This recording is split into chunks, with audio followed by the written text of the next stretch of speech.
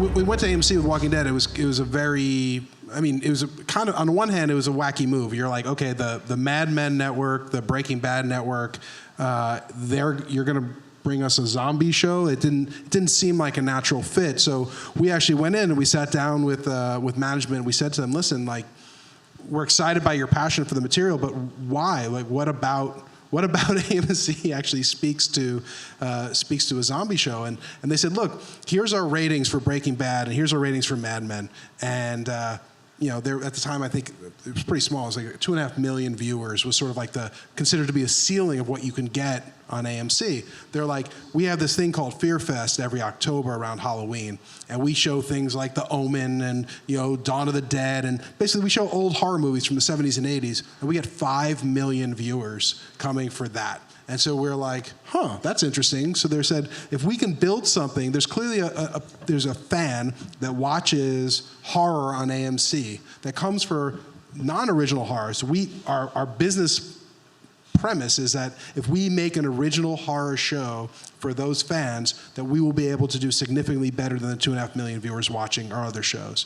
And so that seemed to us like, you know what, that was a very concise, very smart, very well thought out business plan. They're like, we're going to launch around Halloween, right after Fear Fest. We're going to use that as a ramp up to build up, and we're going to be promoting it the entire time. So we're like, oh, that makes perfect sense. It's not something we ever would have known or understood from the outside. The other question we didn't watch AMC.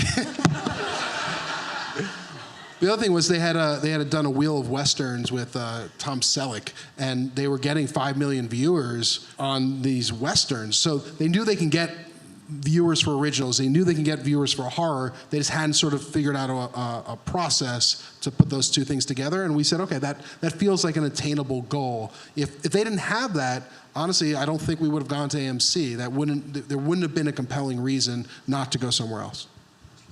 My favorite part of that process was we said to them, yeah, but you guys edit those movies, so how are we going to be able to do a zombie show on your network? Because you guys are like a basic cable network. Like, what are you doing?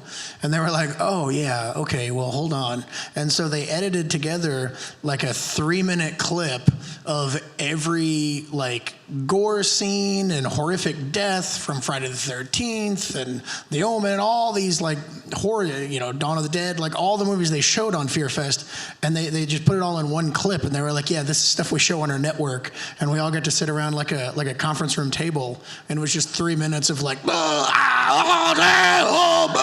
guts falling out, and just it was really unnerving. And then when it was over, we were like, oh, okay, yeah, we can do all that, great. But we weren't entirely trusting, so we sort of said, okay, let's put this relationship to the test, like right out of the gate. So we're like, what can we do to really just challenge this? Like, they're like, Robert's like, I know, we could shoot a little girl in the head. And we're like, okay. Pink bunny slippers. I don't know that I said it with that much glee, but okay. Yeah, maybe a little more. But we went out there, and so like one of the first things we shot was Rick shooting the little zombie girl in her pink bunny slippers. She's an 8-year-old girl, like shot her right in the head. She has the braces, the whole thing. And we're just like, why don't we just send these dailies in and let's see if we get any pushback. And they were like, looks great.